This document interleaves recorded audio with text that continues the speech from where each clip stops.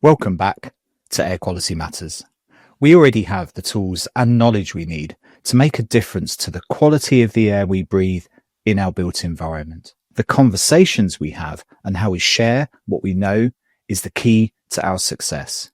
I'm Simon Jones, and coming up, a conversation with Rosie Wills, Technical Support and Repairs Manager at Mid Devon Housing.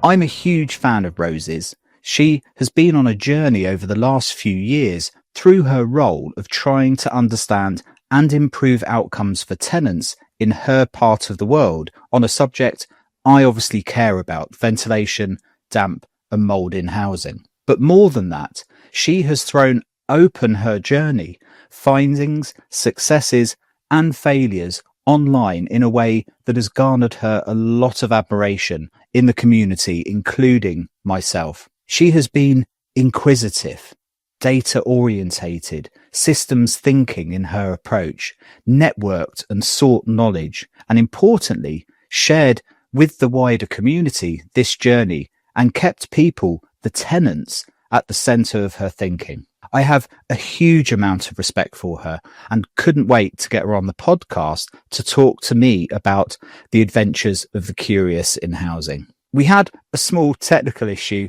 during the recording with some online buzz in the audio and had to reset and change location. So if you're watching on video, that will explain the cut to a different background at some point. I really hope you enjoy this one.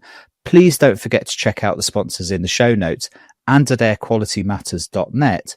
This is a conversation with Rosie Wills. The main thrust of the conversation I thought would be interesting to have with you is, I've kind of titled it Adventures of the Curious, in that I think what's been fascinating about your journey is as someone that is clearly very technically competent, but you've been really, it seems like you've had this really open journey of discovery into the sector. And I think that's a really good way marker for people, that you've become a kind of accidental expert in a way in this space. I think you've realized over the last few years that people have started looking to you for guidance and benchmarks of how to approach this stuff. So I think that journey is really interesting, just an interesting personal journey, but also an interesting one for other people in the sector to say, like, this isn't the realm of damp and mould experts and air quality experts. This is a space that you can fall into and learn as you go and add value in that process. Do you know what I mean? Yeah, I think you're right. And I think accidental is probably the perfect word to describe where my career has ended up. And I wonder if it's quite nice and maybe inspiring for other people, because I think a lot of us, you can end up a bit lost, can't you? If you don't perhaps go to university, or you do go to university and you decide you don't want to pursue that I guess you'd look at it from that perspective, that maybe you could never be an expert. But I think finding it more organically and just doing a job that you enjoy, and then finding a niche and something that you feel inspired by or feel passionate about, and then roll with that, it's a really, really nice organic way to, become interested and perhaps become an expert in something, which we've discussed this before. I always feel a little bit uncomfortable with the whole expert title, but I guess if you do something for long enough, and look as much into it as I have and some of my colleagues have, maybe you just end up there naturally. Yeah, I think you're right. And expertise is a perspective thing. Like, I can't remember what there's a term for it, isn't it? About expertise, people that think they're experts. I'll think of it later on. But, I often said to people that started in one of my previous roles with me that you'd be surprised how quickly you can become an expert in a space, because it depends on who you're talking to. But, the vast majority of people know absolutely nothing about the subject matter that you're starting to dedicate some time to.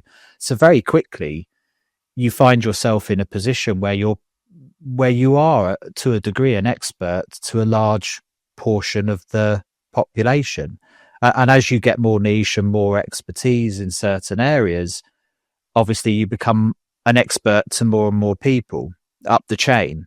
It's a progression thing. So I think that's the fascinating thing about the built environment. It's one of these spaces where you can find yourself in some unlikely spots of interest, can't you? Yeah, definitely. And I think it's such and there's probably lots of other areas where this happens, but I think in damp and mould, especially in social housing, but also in general building surveying, it just seems to be something that it draws people to. And once you're into it, there's so many people that I speak about, and I've met someone recently who was almost asking for advice. And I was saying, "Oh, you're talking to the worst person to ask advice about this," because he said, "Oh, I've got a surveyor or a couple of surveyors that are getting really into it, and they've started exploring the monitoring. I'm trying to say to them, you need to switch off from this, and you need to stop looking at this in the evenings and the weekends." But every time I speak to them, they go, "Oh, I was in the bath last night and I thought this." And there's so many people that just do that and can't stop thinking about it. But, I think if it's your job and you enjoy it, then that's the perfect opportunity to learn properly and make a difference. And I couldn't say anything to this guy because I thought, that's exactly where I am. But, it is just how it is, I think. And it's really exciting to be part of that and to be able to speak to other people who don't just do it as a 9 to 5, but have kind of latched onto something that everything you do and everything that you discover and implement and test could make a massive difference because it's something that affects us all. And I find that really exciting, but it is hard. I still would say it's important to find a work-life balance, but it's also really interesting and incredible to be part of something kind of community that is making some difference, because it's been an issue forever, and it probably will be an issue forever. But it's nice to know that we're working to find some sort of balance as our homes are adapting and we're creating new problems for ourselves. Yeah, that's very true. And it's one of the beauties of housing and the built environment and things like damp and mould is that they are complex and nuanced topics. But I think one of the advantages this sector has is there are wins at every level. You can make a difference at every level of understanding and expertise. You can make a difference to people's lives, even just by paying attention to the problem that they're having can be a win for somebody that's been struggling to get attention for the space that they live in. So at every level, there's some satisfaction often that you can get from these roles. And as you've found, I suppose, over the last few years, there's always something else to learn. There's another perspective, another angle, new data set to look at. It's a rewarding space in that sense. Yeah, definitely. And it's just one of those things where it's not a one size fits all, because every home is different and every person's different, and there's similarities. And, we're in the fortunate position in some ways that we've got, we might own every single property on a street. So, in lots of ways they're identical, but they're not really, because everything might have been retrofitted in a slightly different way, just because of the way that our renewal programs work. And then every tenant, even if they're on the same income and have the same household size, they're still going to have different relationships with their home and with each other and with their money and their habits. And it makes it really challenging in lots of ways, but also you realise that you have to look at every home and every person as an individual and figure out the solution for them and for that, rather than, obviously we should work to minimum benchmarks and minimum standards, but to fix the problem, you've definitely got to go above those minimum standards and work out what people actually need and want, rather than just this should work in practice, because we all know that what works in practice, or what should work in practice, doesn't often work in real life. No, true. And that's because unfortunately we put people in buildings, and our life would be a lot easier if we just built empty boxes. Oh yeah, for sure. But these homes are for people, unfortunately, and they add a dynamic nature to the stuff that we do that wouldn't be there ordinarily. I think maybe for listeners that don't know you, Rosie, maybe a quick kind of 101 on how you found yourself here. Like, what was your kind of career track to finding yourself in houses, looking at them from a technical perspective and a problem solving perspective? Like, how did you personally find yourself in this space? So definitely accidentally. It's probably worth going a bit further back, because the first time that I was working in homes wasn't from a maintenance perspective in any sense. It was I spent 8 years working in health and social care management, community based. So when I was working in people's homes, I was working focused on the people and not necessarily the actual housing itself. So there's very much crossover in our customer base, but it was generally people with social care needs or social support needs.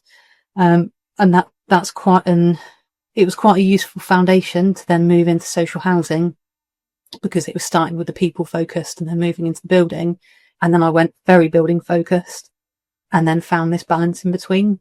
In terms of once I started working in social housing, again, I didn't start working in the surveying area. So I came in as an office manager. So it was just about working with the team who do the programming of works. And what had happened, it was a couple of years after I started, it was just a really small problem that I'd identified and needed to resolve. And the problem was that our tenants were having to wait 6 weeks for technical inspections, and it's too long.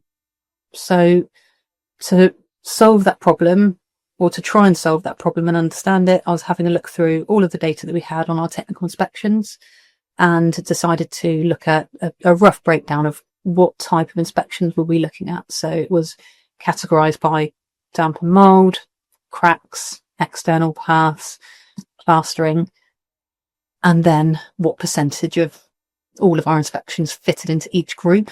And the biggest group was damp and mould. So then I took that group and said, right, okay, out of damp and mould, how many of these are structural issues? How many of them condensation issues? How many of them are a combination of both? And the biggest wedge of that was condensation issues. So then I had a look at that wedge, and said, well, how many of those are we returning to the same year or within the next 12 months?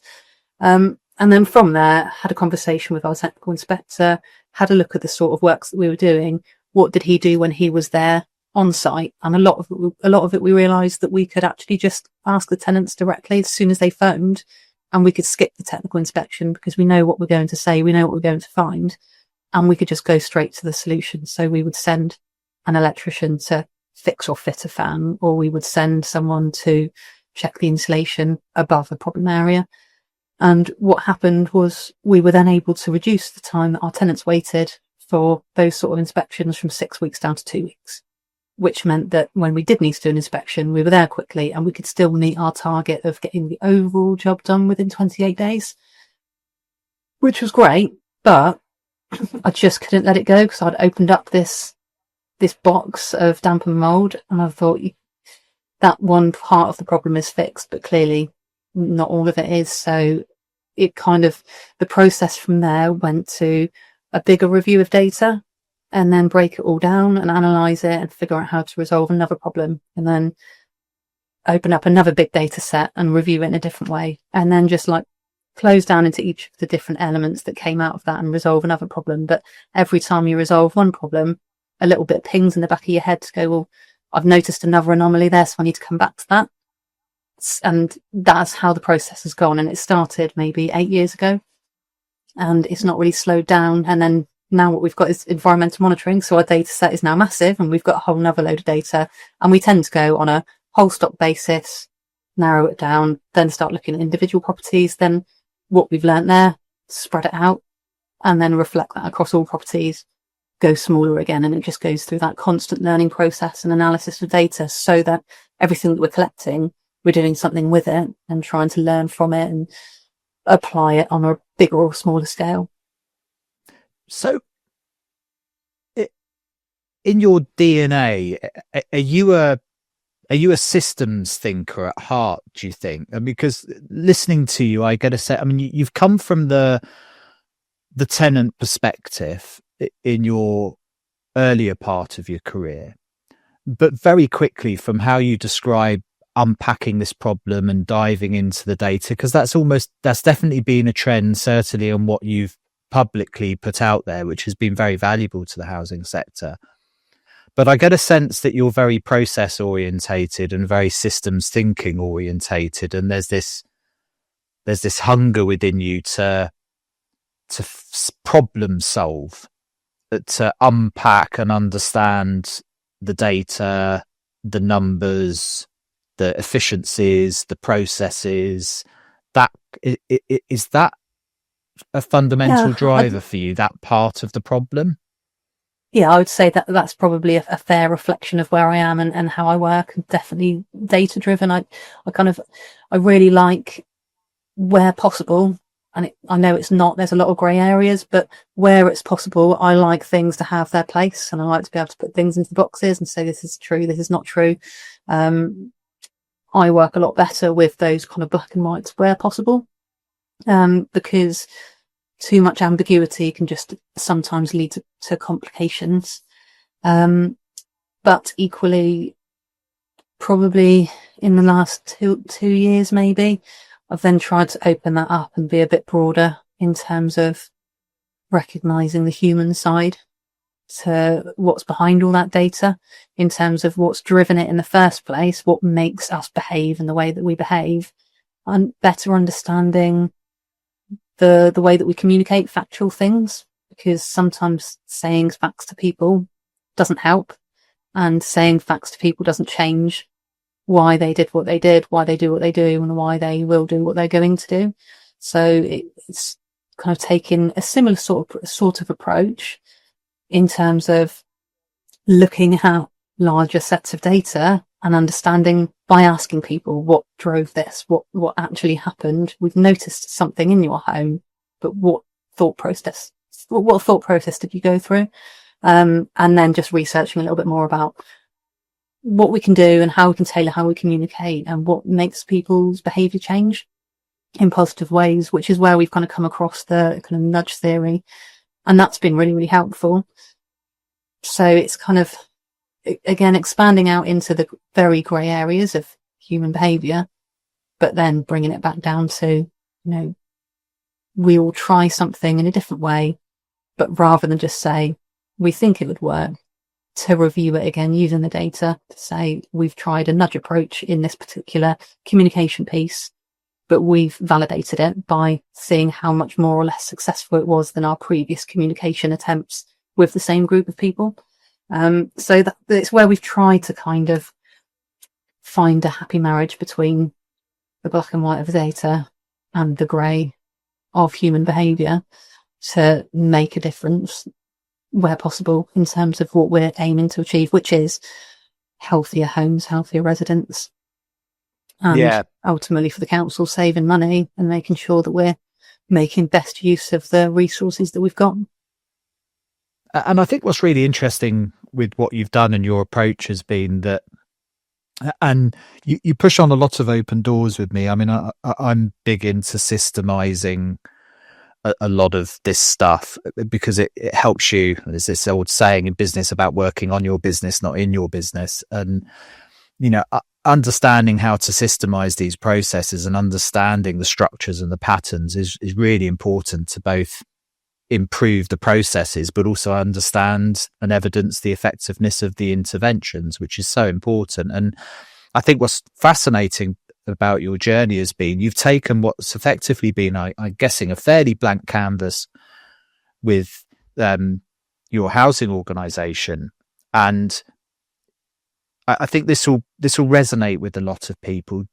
Think something like damp and mould has been an expertise thing. If there's no systems in place, somebody complains that there's damp and mould, you send a technical person of some description out to survey what the problem is, and you take as read the report that comes back that this is the intervention that's likely to be needed, and the problem is in theory solved and gets tick, check, job done, and then it cycles back a year later, 2 years later, and it's a kind of a rinse and repeat cycle. And you've kind of come in and gone, started to unpack that, and it started with we need to get better at response times things, and then you started breaking it down and breaking it down and breaking it down, and you've kind of gone down this rabbit hole of going, right, how do I systemize this entire process? How does data fit within this? How do I know that this is the right, like you say, this is the problem, this isn't the problem, this is the right answer, the wrong answer, you know, that whole thing. And I remember in the early days, you did that with a flow chart. You had a great process map of how to tackle damper, so you could see that early thinking of the process you expected to get to a result. And then over time you've introduced data as well, so it's fascinating in that perspective, this trying to systemize it. And that's I think what's interesting for listeners and others is that's a journey that so many people are going on at the moment, because there's this renewed interest, particularly in damp and mould with AWABS law and the housing ombudsman and so on, that we've got to evidence our interventions and our resources that are going into solving this problem. And without that structure, it's very difficult to do that, because everybody's been trying to deal with damp and mould for years and probably been doing it poorly and just been spending money in this kind of cyclical process of patching things up and so on. That you need those systems, and you need that data, and you need that approach. So I think that's been really fascinating seeing and we'll share links in the notes and stuff to some of your work. But I think it's been really interesting to see the evolution of that over the years. Yeah, and I think one of the main reasons for the success is probably the amount of flexibility and trust there's been within the organisation I work for. There's lots of people that I speak with that have some really great ideas, but you kind of have to get it through boards or other groups. Or there's the evidence-based ideas of what should or shouldn't happen, but that's balanced against kind of more of political risk than actual risk to people. So, and I think unfortunately that's the way that some of the very well-intentioned changes that have come in will push a lot of organisations, which is we need things to look like they're great, and we need our homes to look like they're healthy, as opposed to we need to make sure that they are healthy and that it's sustainable and long-term change. And what we've had at the moment is that a few small examples, we don't close off cases, damp and mould cases, for normally at least kind of 12 to 18 months after any intervention, because we know that anyone could do works in, I don't know, maybe February, March, and you wouldn't have any mould for the next 6 months, but you can sign that off and say, well, we went back 6 weeks later, we did a check and there's no more mould growth. You could do a mould wash and don't do anything, but that wouldn't have got rid of the problem. So we don't come back and review it until after the first full winter period, or we need to go through another 2 condensation seasons, because it varies year to year anyway, depending on what's going on outside. So it means that our cases get left open for a really long time, and it really doesn't look neat. And there's lots of organisations that don't like that, and even organisations potentially that are reviewing what we're doing and scoring us. It's based on, as long as we can justify it and say, this is why we do it, and it's a better way to keep people safe. It's not neat, and it looks like things are open for a long time, but our belief is that's just how it works. And we could do it in a neater way that makes other people happier, but it doesn't keep our tenants safer, and it means that people can get lost in the middle of a political system, really.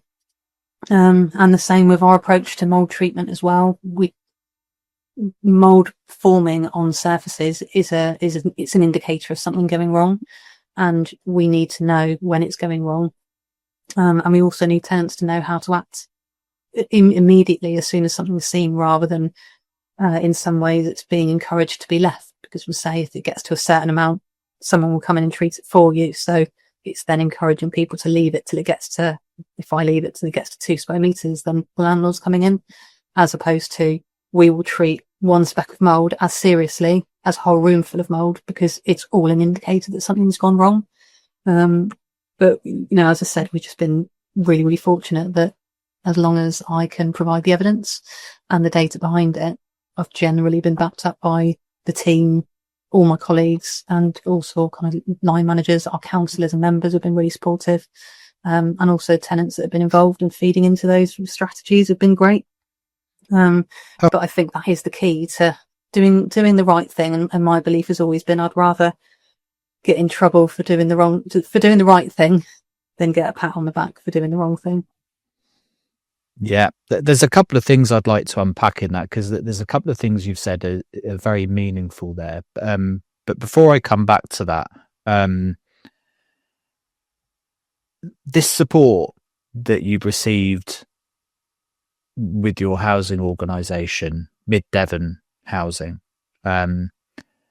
is that something that was inherent within the housing organisation, or is that something you've had to work to build? Because it sounds like it's very important.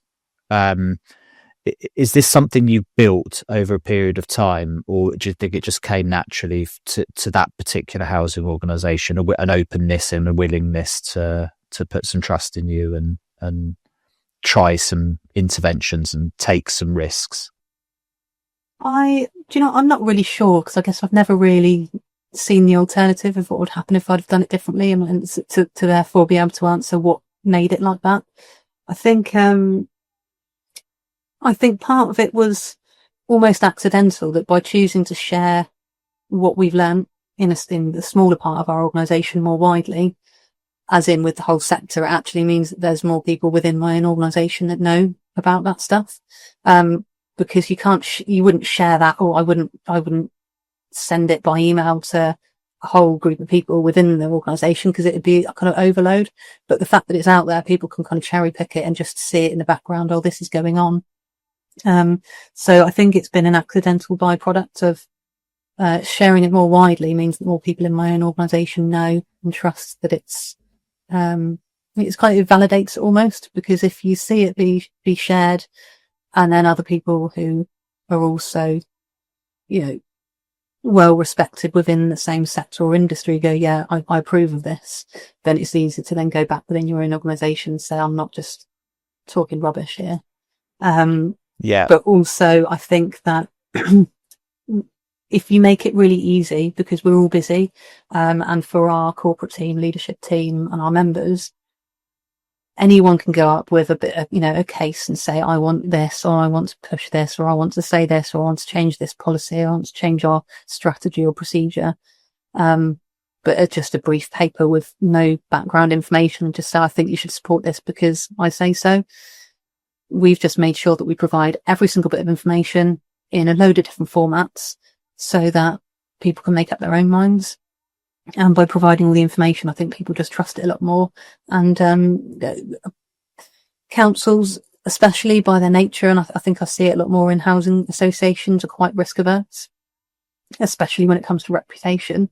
And I think you can take that risk away by providing all the information behind it. So I think I've put a lot of effort into making sure that it's evidence based and the information is provided.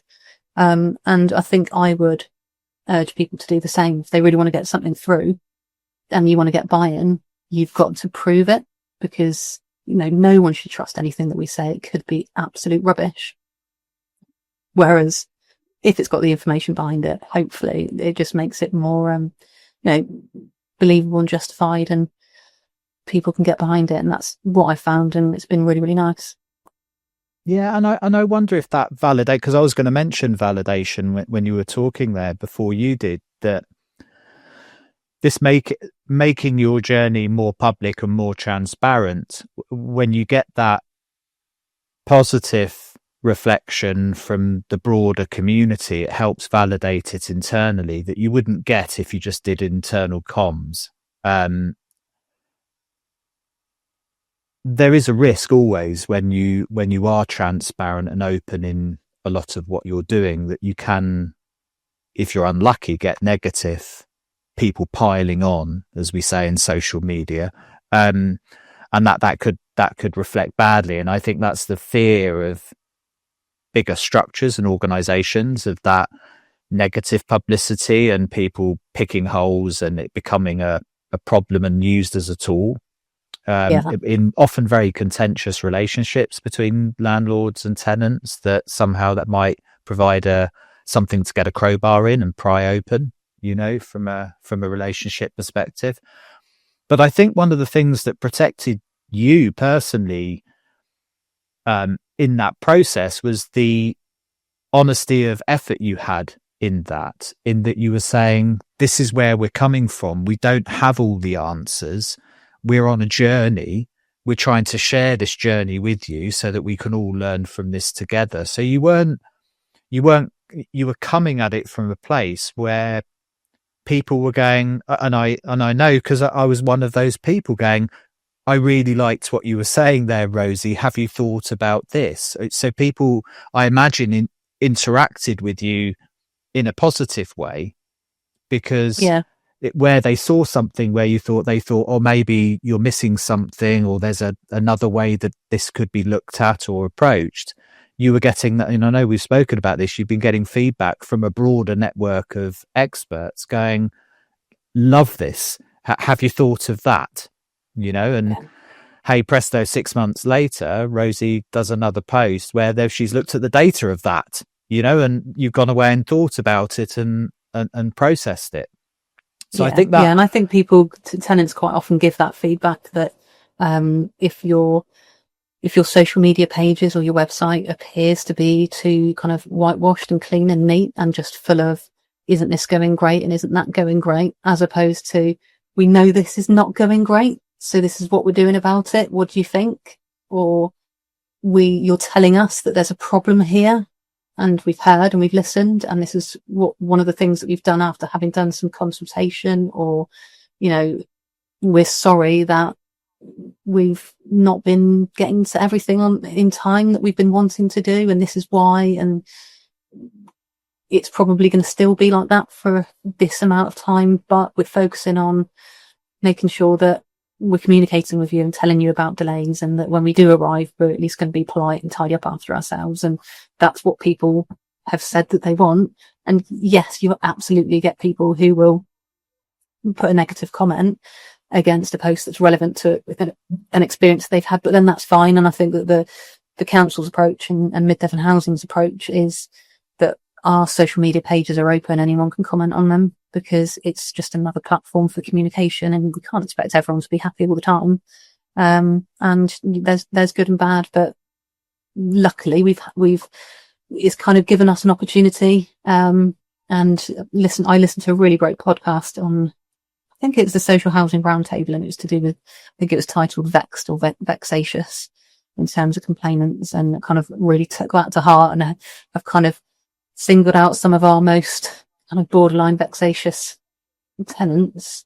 Just thought, what are they vexed about?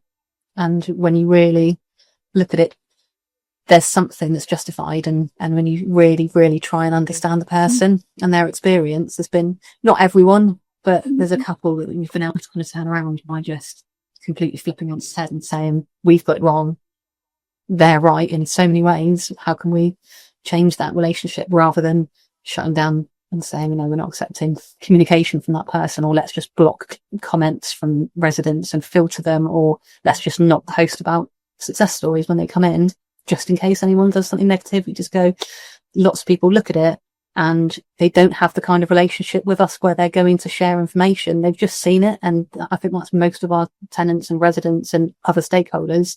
Just they're not commenting doesn't necessarily mean that they have a strong view one way or another, but it could be beneficial, and I think it's worth putting it out there.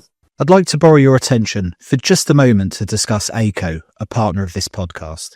AECO, an EI company, specialises in pioneering new technologies in fire, carbon monoxide alarms, and Internet of Things technology. Many know them as the go-to company for these products. In fact, this year they're celebrating 35 years in business. I particularly know them for their outstanding work in the housing sector with their HomeLink offerings, aiming to solve some of the industry's most serious challenges. The technology incorporates environmental sensors and a gateway to offer connected home solutions, which has a proven track record in helping landlords reduce operational costs and carbon emissions while improving residents' well-being and safety. Issues at the heart of the housing sector, like damp and mould, fuel poverty, and energy efficiency, are all in the crosshairs of AECO. I've been amazed at how they are innovating here, with a laser focus on unpacking some of the complex nature of these challenges in a way that answers the what next question we so desperately need at the moment. They have a great network of experts and installers. If you're in housing, they are definitely worth talking to. Trusted is an overused word, but not here. Ask around, and AECO are synonymous with it. Details are in the show notes and at airqualitymatters.net and at AECO. That's AICO.co.uk. Now, back to the podcast. I had a sense this conversation would dart all over the place from our previous conversations, but I wanted to jump back into something that you said that I thought was very meaningful a little while ago. And if we don't talk about it now, I'll probably forget it. And you were talking about the difference between when you're systemizing stuff, having a system that meaningfully deals with the problem. So you were talking about holding damp and mold cases open for a period of time that allows a proper assessment of whether that approach had made the right impact. And that clearly is born out of sitting down and thinking about, okay, what do we actually need to do to get to a point where this can be closed off? Understanding the complexities of damp and mold and the fact that this may take a couple of goes at this, that we may sort out ventilation this time round, but we might be left with something else after that we won't really know until next winter when things settle down and we figure out how this is going to map out. And the contradiction of that to this culture of checkboxing and dealing with things in a certain time frame. And we do need to be very clear on this, that there's a solid reason for that. The housing has been poor in dealing with stuff in a reasonable time frame, but the dial potentially shifts too far in the other direction, and what it puts is undue pressure to close stuff off from an auditing perspective that shouldn't be closed off, that you really are chasing the dial of timings, and that the unintended consequence of that, which has been pointed out by more than just myself, is that we start chasing the wrong solutions because we want to be able to go in and show a fix. That's an interesting dilemma that housing broadly is going to have to face over the next few years as we move from this governance auditing period that we've been through, assessing how big a problem we've got with damp and mould, and now moving to actually solving the problems. And AWABS law starts to come into force in the autumn of this year in the UK. I think that's an interesting dilemma that a lot of people are going to have to deal with. And I think that's been the value of your approach of this, looking at it systematically and saying, no, look, we will respond to a complaint in a timely fashion, and we will send the appropriate resources there to deal with it as we see it. But we can't legitimately close this off in March or April and suddenly propose that damp and mould is solved in August because there's no visible damp and mould in the walls. That's not and I think that's the reality. Any of us, if you were looking at it from that perspective, you just do all your damp and mould surveys in July, and it would be such a small proportion of our homes that are affected by it. And you can go, oh, that's lovely. So we've done so great. We've resolved 95% of all of our cases, and you could publish to say, you know, these are all the effective measures that you can put in place, but it's all false because most homes are going to be free from condensation in July. Whereas our view is we want to find out what's going on. So all of our surveys, where we can, they'll be in the most high risk period. So we'll always do our surveys in March, April, October, November, and perhaps midwinter, but even midwinter, it tends to be lower. So we're just following the data and knowing that people will have most visible options, very specific times of the year, and those are the times to be finding out what's going on. but you can, everyone knows you can make data whatever you want it to look like if you're willing to manipulate it.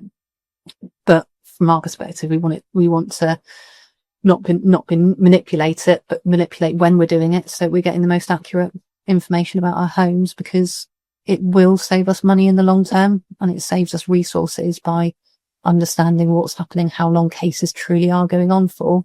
But from a risk perspective, as long as we're showing that we're making some improvements, because that's what we're finding, is that we need to get better at tracking the extent of what's going on. But you can see from one year to the next, well, we've done this and that's made this positive impact. And then we did this, and then it's reduced down, and it was in 3 rooms. Now it's just in 1 room. And it means that we can take that learning and share it across the rest of our housing stock, and also across the sector. But if we had falsely closed it off, then there are 3 individual issues that cause 3 individual symptoms, and you'd never draw a link between one and the other. And have you been able to communicate those incremental improvements to tenants effectively? Because that's one of the big challenges, is that the expectation can be built, as it will with AWABS law, certainly, that this is a fixable problem. And for anybody that understands damp and mould relatively well, knows that it can be quite a complex problem to solve over a period of time. And one of the challenges is that when it's not fixed first time round, it has the potential to erode trust over time, that we get this reaction from tenants where you said you fixed it, comes back next winter and they don't believe you anymore, right? And one of the things you found with data is you've been able to show those incremental improvements, that yes, we might not have solved the problem in its totality this time round, but we've made a measurable improvement. Have you found you've been able to show that to the stakeholders in a way that's meaningful to them and can help build that more engaged relationship of this problem solving over time? In a really structured sense, no, I don't. I think we haven't got anything really consistent in place yet. And I think part of that is going to be finding a consistent solution to properly monitoring and tracking the extent or the spread of whatever the problem is in that person's home, and making sure it's consistent across all of the reports that we've got. At the moment, we don't really have that, at least not across all of them.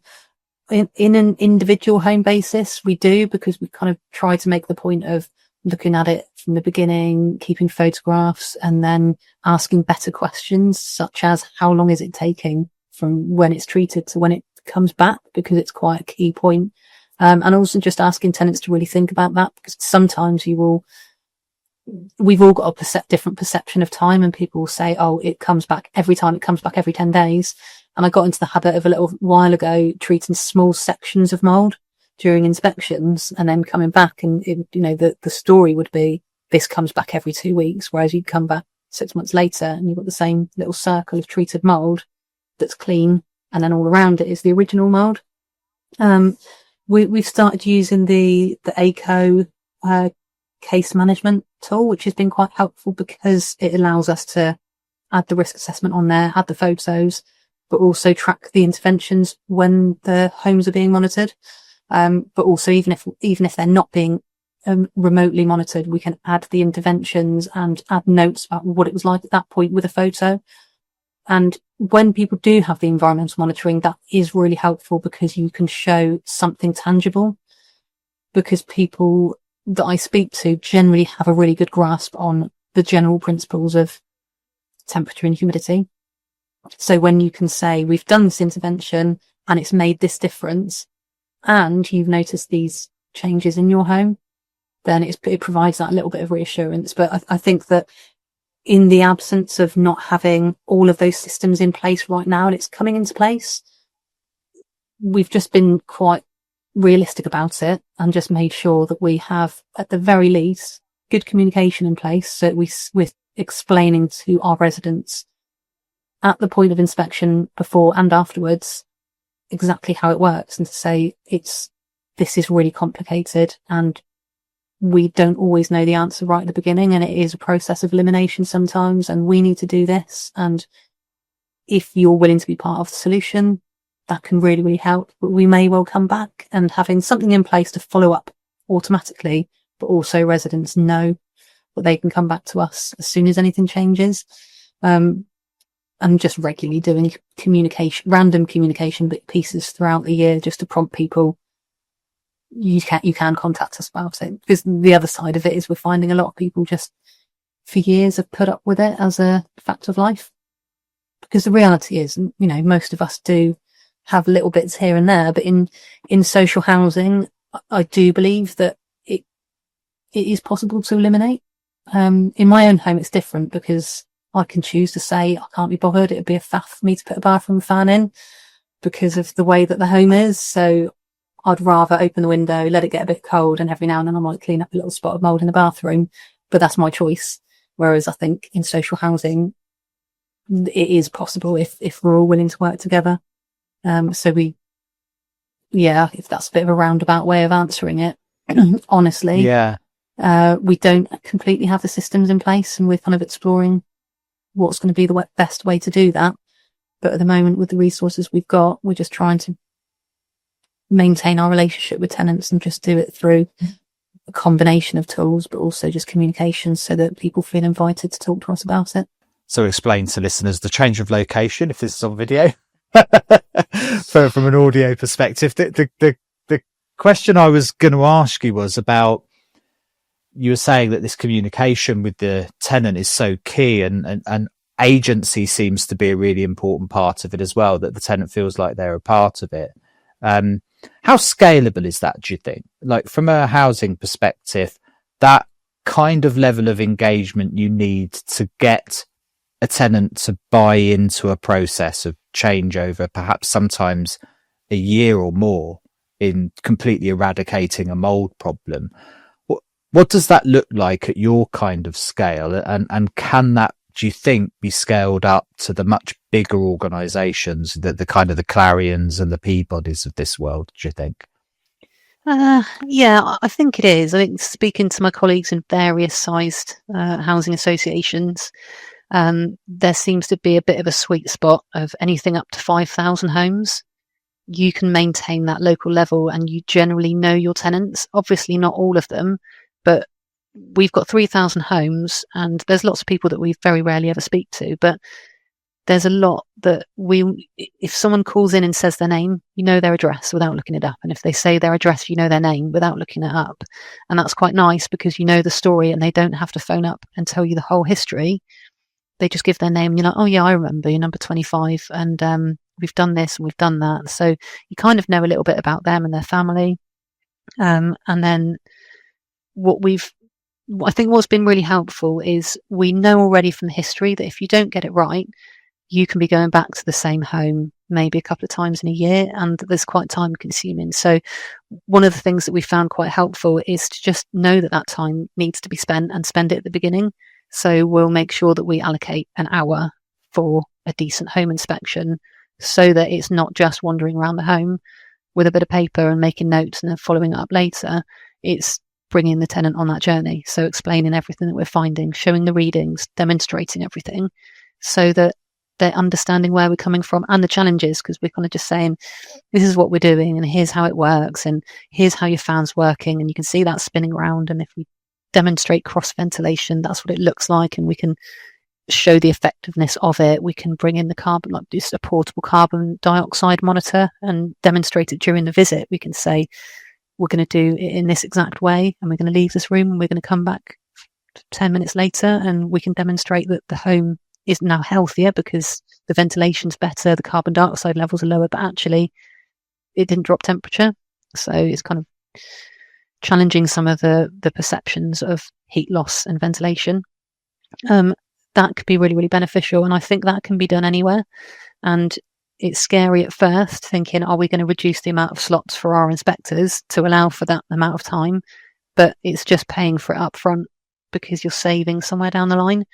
And in terms of whether it's scalable, I think anything is possible, and I'd definitely advocate for people considering a localised approach, so people having their own patches and splitting it into having your overall strategy and managers with an oversight, but making sure that people aren't spread so far that they don't know who their residents are and they don't know what the buildings are, because each geographical area has its own quirks as well. And if you don't learn about those specific homes and that specific climate and the exposure, then you're just going to be spending so much time learning things from scratch rather than on the localised level. It's so nice being able to hear an address and picture the house and know what kind of construction it is and where it is in relation to its landscape, because then you're just saving all the investigation works. You know what you're going to find when you get there. It works for operatives as well. They know where they're going. They know what materials to bring before they even go, because they know what the house is going to look like. There's nothing worse than having everything being a surprise when you go to an inspection. And the more that we have that localised approach, the easier it is to spend the time and dedicate it to the people who live in there and the actual problem, rather than running around solving problems that someone probably solved 2 years ago, but having to start all over again. And I think that's we've had some really nice feedback. Not everyone wants it. Some people, there's other motivations, and it's not, they don't want the problem of the mould fixed. It's wanting a different house or wanting some other solution. But in general, the feedback that we've had is really good, because the difference between a quick 25-minute inspection and spending a decent hour with a tenant, if they're available for that time, is massive, and it does help to build those relationships. And I think one of the key things for me is when we do get feedback from residents who aren't necessarily happy for one reason or another, but they'll be so polite and will say things like, I'm not annoyed with you and I'm not annoyed with the council, I'm just annoyed with this situation, and I appreciate that you've done X, Y and Z. It's just worrying or frustrating or scary. And I guess that's what we want, is, we want people to be happy and we want people to live in healthy homes, but sometimes that's not possible to do straight away, and we'd rather people still feel comfortable because they've got a relationship with us to tell us how they feel, or to tell us they feel scared or unhappy or whatever it is, because that is so much better than not hearing from residents who've just given up on it. Yeah, that's such an important point, and it's finding that balance between relationship management and asset management. That this fix isn't not going to be fixed purely through asset management. That this isn't just a technical problem to solve. This is a habit, behaviour, culture, relationship, complex fix. And you don't do that if you don't have a relationship with the people in those homes. I don't want to dwell too much on this, because there's other questions I wanted to ask you, as I knew this was going to be the case, that we'd find ourselves drilling down into rabbit holes. What's your perspective, do you think, for the next 5 years in housing, but particularly focus on this damp and mold problem? Where do you see it heading? Where are some of the key challenges, do you think, going to come from, and some of the solutions perhaps? So I think with AWABS law coming in, I think there's going to definitely be a period of instability and uncertainty where a lot of people working in this space aren't quite going to know what to do, where to go, what to prioritise. And I think that the impact that it will have on complaints and disrepair claims will further cause a bit of a distraction and take a lot of resources away from what's needed. And I think that depending on the size of the organisation, and some of those ones that you've talked about that maybe have the scalability issues are probably going to be the hardest hit. Whereas I think if the smaller organisations that know what they're doing just stick with integrity to whatever the strategy was before, because I might be living in complete ignorance, but looking at the way that we work already, all of those timescales are already set out within existing legislation and the HHSRS and the right to repair scheme. If you already follow those now, you don't actually need to change anything to be compliant with AWABS law, apart from the timescales to communicate with tenants. and the timescales for inspections. But to be able to meet the repairs timescales, you would have had to do that anyway. So I think that when you take a step back from it, a lot of good landlords will be meeting that by default. But we're all in a place where things will go wrong and we'll still have complaints and disrepair claims, because there's one thing having a policy and a strategy, and there's another thing having the resources to meet it every single time. But I think once that settles, I think from what I've seen, because of the incredible technology and information that's coming out and the ability to network and share information, combined with the professionalisation agenda, I think there's just going to be massive scope for improvement, and there's going to be more and more people coming in to start, or not necessarily start the journey that I've been on, but kind of carry on from where I've got to, because it is really exciting, and I think more and more people get into it, and then that just opens up so many possibilities for improving, and not just trying to work from the perspective of we all need to be compliant with this law that should have always been the case. And I'm really excited about that. I think the advancements in technology is something I'm really, really excited about.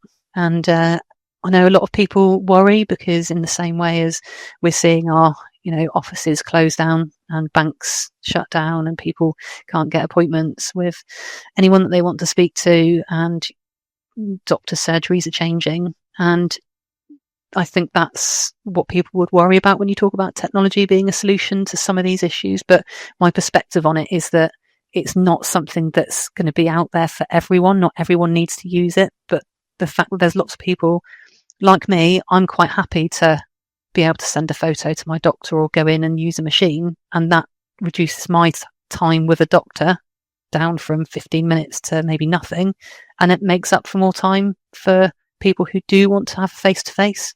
And I think it's the same thing, that if we can use better technology for people who are able to use it and want to use it, we're fixing their problem because it's convenient for them. Maybe they can get their stuff diagnosed by AI by sending in a photo, and it's an instant solution, whether it's advice or someone going straight out. It just means that there's more time then available for the people who need the face-to-face intervention or the face-to-face time. And that's what we need in an environment where there are more and more people needing social housing. There are more and more people that are in need of some sort of social support, and proportionally there's less and less resource to be able to deal with that. And if you can't bring in resources and people to deal with it, it will either get worse, or you find a solution that means that we can run more in a more lean way. And I think that's where the next 5 years is going to go. And hopefully we can do that with damp and mould, so that we don't have another big case or another big failure. I'd kind of hope that we don't forget about the lessons that we've learned or should have learned already, and that we just use it for a positive. So it's something that we all think about a lot more. But there's still a lot that's not known, and that's what I guess I'd hope for the sector, is that there's a bit more structure built into what we know. Because I think, incredibly, for something that's been around for so long and been an issue for so long, there's still so many unknowns. And even just the information on actually how warm should our homes be, I don't think there's a massive amount of information for people. How do you know if you had to send someone a leaflet on how to program your heating if you're on a budget? I don't think it exists. And what's the best method of ventilation for each different type of home? What are the options, and what should you be aiming for as an outcome? And I think that would be really, really helpful. And hopefully it'd be nice to see that in the next 5 years. Yeah, and if we can keep the focus, that hopefully there'll be the resources put into understanding this. I mean, I had this conversation with Hector from UCL, as you know, and we don't even know what a good level of microbiome is in the building. Yeah. I think most of us understand that having a completely sanitized environment is not good for anybody. So at some level, some amount of organisms within the space is healthy for us. I think most people instinctively understand that, but we don't know where that line is, even not really. No. And we understand that mold in a building is a symptom of a failure of that building typically. But at what point does it actually become harmful is a very hard question to answer.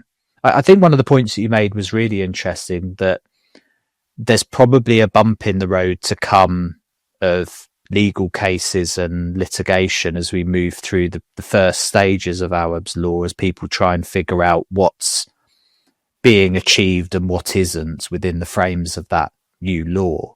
And you've commented on this in the past, I think, that there's a lot of ambiguity there, a lot of different advice from different corners, and it leaves people to think that they've got a case when they haven't, and they have got a case when they haven't, and so on. You see that as there's probably a bit of pain to go through when AWABS law comes into force, because we're already seeing it on the ground, aren't we? The solicitors and organisations being set up to encourage people to claim because of damp and mould. Yeah, and we saw following the actual, when AWAB actually died, or when it kind of the inquest came out, we saw a short period where conduct was better and the protocol was being followed, and claimant solicitors would be saying, tell us what you're going to do, give us the schedule of rates, do the works, and then we'll have a discussion about compensation or whatever it is. But unfortunately, it's slipped back into what it was before, which is don't let them in to do the works. And then quite often they would kind of just slip off. So they would stop representing the client, but forget to actually tell them that they weren't dealing with the case anymore. And we find that you just get big periods of maybe 6 or 8 months where you don't hear.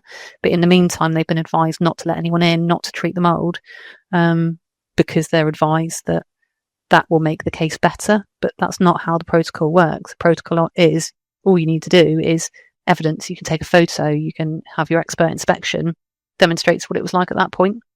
There's no need in any situation to leave mould.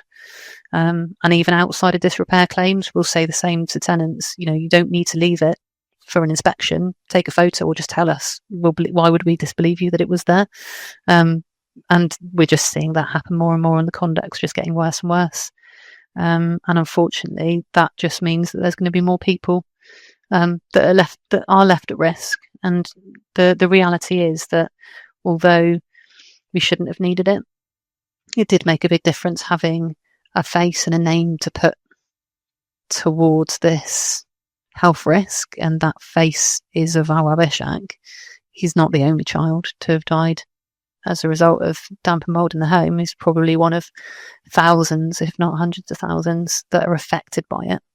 And it's not going to stop if we don't get this balance of what we need in terms of good quality homes, good quality ventilation, affordable heating, social support, mental health support, services for people who don't speak English as a first language. It's all of those things need to come together, because a law won't fix it.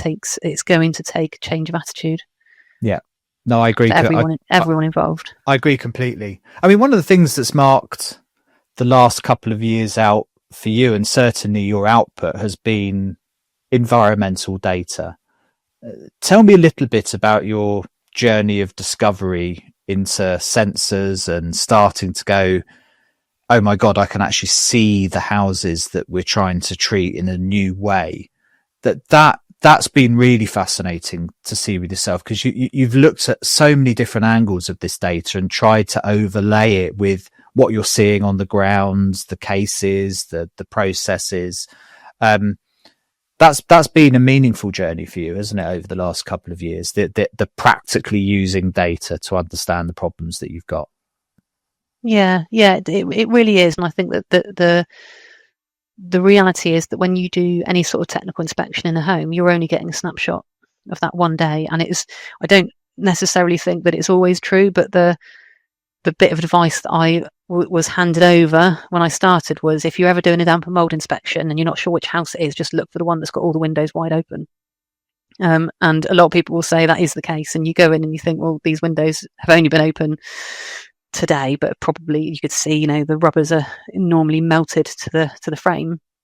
But the reality is, that is a stereotype, because a lot of the homes that I'm going to, they are being over ventilated, and people are keeping windows open all day, every day, to desperately try and resolve the issues.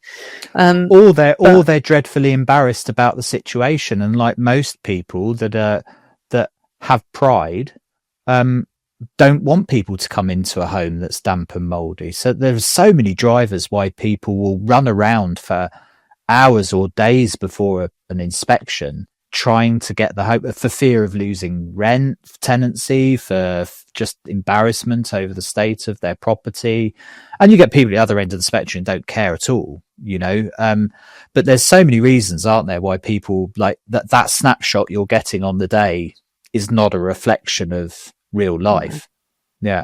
There's so many reasons, and what we've tried to do in those inspections is just kind of break down some of those challenges and go, you know, it doesn't matter. And when we talk about laundry, that was the biggest thing that people always felt attacked about, is you don't even ask, you don't say, do you dry your laundry indoors? Because it sounds like it's an accusation, and people will always say no, because if they do, then they'll feel like they're getting told off. Whereas we just kind of start the conversation as, you know, do you know what, we all dry our laundry indoors, so don't stress. I do it, my mates do it, your neighbours do it. If you're going to do it, this is the best way, so you don't cause any issues. But anyway, the environmental monitoring, where it's been most useful, so it got recommended to me by a colleague from Coastline Housing, and he was really kind enough to share a little bit of time, let me have a look at what they were doing and just roughly how it worked and how they were using it, and translated it for me in a way that just made sense. We had this problem, this is the data, this is what we found, this is how we solved it. So I was all over it, and I was really, really keen to find out how we could do this. And just by chance, it was something that we were kind of already exploring anyway. We had all the kit in our stores because we were already using the same system for monitoring smoke and carbon monoxide in our homes. And this was just a tag on, so we could just use the environmental sensors with existing kit.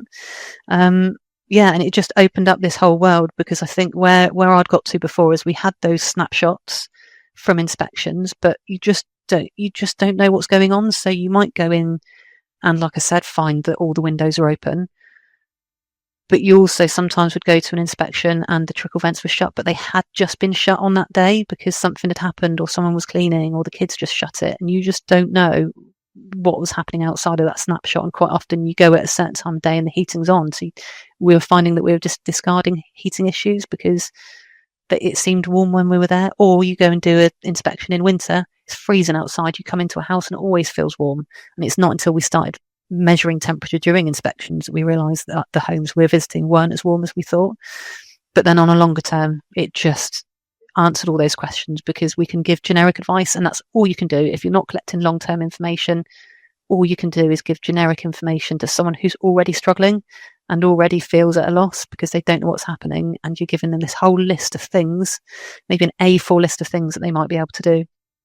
And when you're a busy working family, or you've got children or family with disabilities, or you've got money problems, or you've got mental health issues, you do not want to go through an A4 checklist of things that you might need to do that might or might not resolve your issues. So what it's enabled us to do is, with much more confidence, say, what you're doing here is great, don't stop that. You're doing a great job with your heating or ventilation. With your heating or your ventilation, that's an issue, and it's an issue by this much.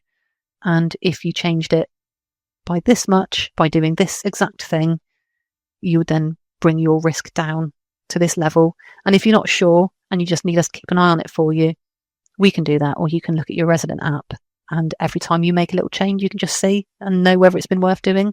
So then you can decide how much was the effort, how much was the cost, what's the benefit, and then just gradually track that over time. Because I think we all just need a little bit of positive reinforcement to know that what we're doing is making a difference. And that's been the biggest thing. It's just looking at that data so that it's something useful. And we've kind of followed the same pattern as what we did with the data about repairs, is look at it on a individual property basis, then start looking at it at a whole stock basis, and then just narrow it down, figure out what we can learn, share it, look at the individual property basis. Once you've shared that, expand it again, break it down. And it's just that constant. You can just use the systems and collect the data and get a few insights, and it's super, super clever. But, you know, we as people and people that live in homes can be quite clever as well. And if you give us the same information, we can make our own insights and do more with it. And have you found the data's been a good learning tool for you? Because I think what's differentiated you from others perhaps is at a surface level, these apps and dashboards will tell you that these properties are red flagged and that property's at risk, or so on and so forth. But I got a real sense that you wanted to go that next layer down on the data and try and understand what you were seeing and why you were seeing certain results with certain interventions and not with others, or why two homes that had the same intervention had different outcomes from a data perspective. And, you know, more recently, I've seen you start to look at things like vapor pressure differential and starting to try and understand the nuances and the values of certain data sets and what they can tell you about those spaces. And for listeners, to remind listeners, you are not a data scientist, you know? No. So anybody can do this. You've just got to have an interest and a willingness to learn. But has that been one of the values of the data, is just that this opening up the building in a way for you to go, I wonder, why am I seeing this and not this, or seeing this here and not there? Has it been a lot of that for you on that journey? Yeah, I think it has. It's that as humans, we can be quite perceptive in lots of ways, and we can draw our conclusions based on our experience or our knowledge, training, and computer technology is advancing so quickly.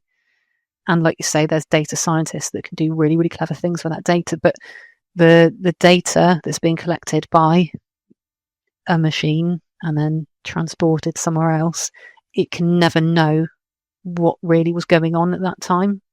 And you could build it, and it is carrying on being built in such a way that it is getting smarter.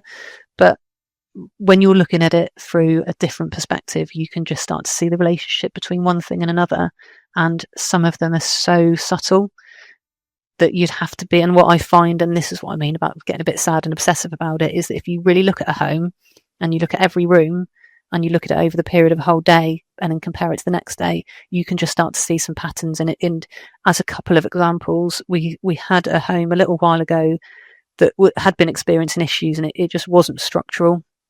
And we'd done a lot of testing, but we just noticed one little pattern where we'd had the conversations, we'd given the guidance, the usual stuff, but we just noticed that whenever there was a spike in the bathroom humidity, which we knew related to showering, there was always a spike in bedroom humidity that would happen about 5 minutes afterwards.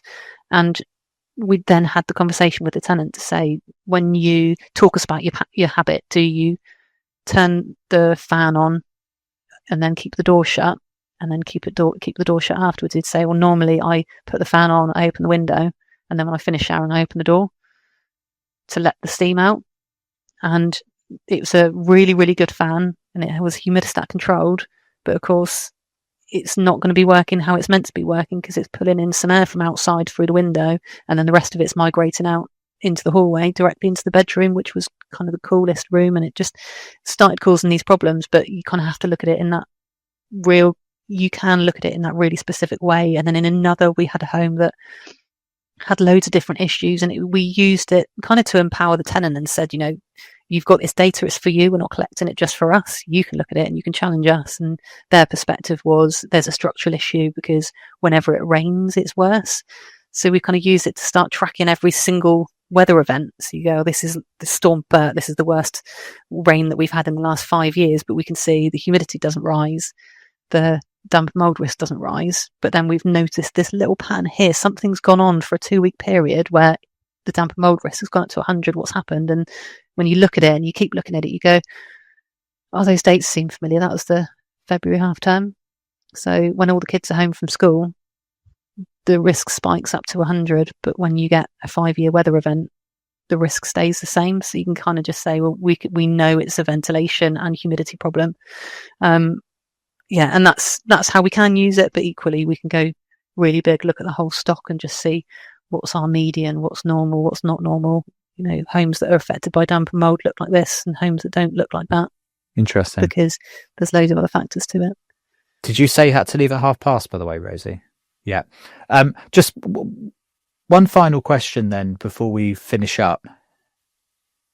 For someone that's starting their journey into this sector and wants to go on a similar journey to you and understand and get this insight and enthusiasm for the data and the systems of dealing with this, what's your top piece of advice for them to get interested in this, or where to find support or to start to learn? What would you say to them? I think it depends on what your learning style is.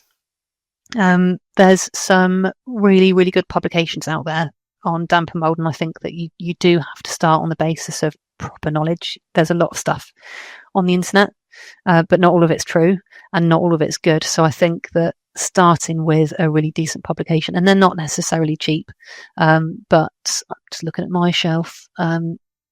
My favourites probably was Mike Parrott. I think he's got some really good, easy to understand publications on investigation of damp and mould. And because he's got a background in social housing, it's really, really helpful, because a lot of the homes that he's looking at look like our homes and the residents look like our residents. And also Graham Coleman has got some excellent YouTube videos where he goes into masses of detail about everything you'd need to know, and some really great kind of visuals on that.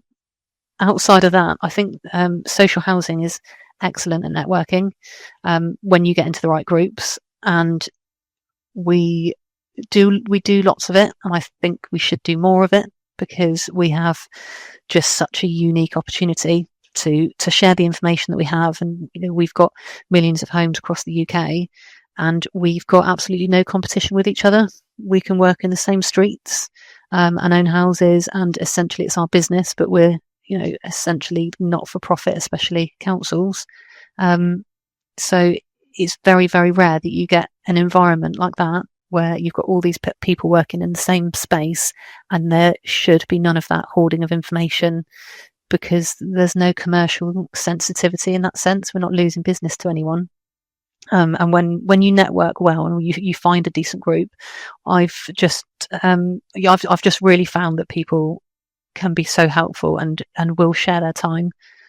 And from my perspective, what I've learned is that you should definitely learn your own stuff and make sure you've got your facts right and validate your own information. But equally, there's a lot of people that have been there and done it, and they can just tell you what works and what doesn't work. And as long as they're willing to share how they've got to that point, you can then just exponentially grow your own knowledge.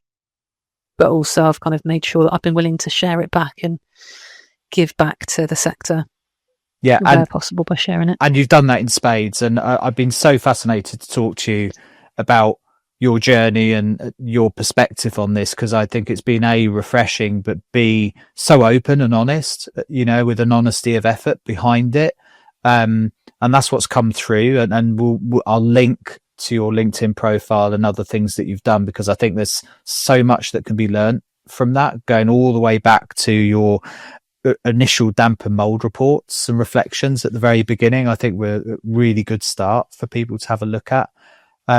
Rosie, thanks so much for your time. I really appreciate it. I knew I was going to run out of time with you. So look, thanks a million. Really appreciate it. Thanks for listening. Before you go, can I ask a favour?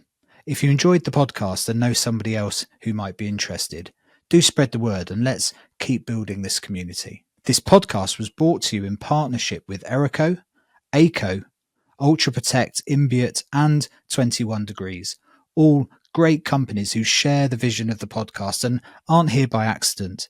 Your support of them helps them support this show. Do check them out in the links and in the show notes and at airqualitymatters.net. And don't forget to check out the YouTube channel by the same name, with plenty more content due to come on that channel. Thanks very much. See you next week.